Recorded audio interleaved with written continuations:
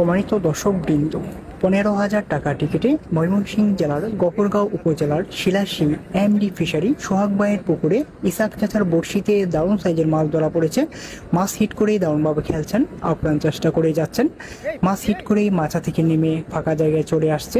ঠান্ডা মাথায় মাছটিকে নিয়ে খেলছেন, দেখা যাক কি হয়।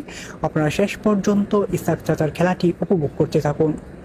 ইসাক চাচা 1-2 কাটা দারুণ দক্ষ একজন শিকারী, অভিজ্ঞ একজন শিকারী, দারুণভাবে খেলে যাচ্ছেন। আপনারা এই ইসাক চাচার খেলাটি উপভোগ করতে থাকুন।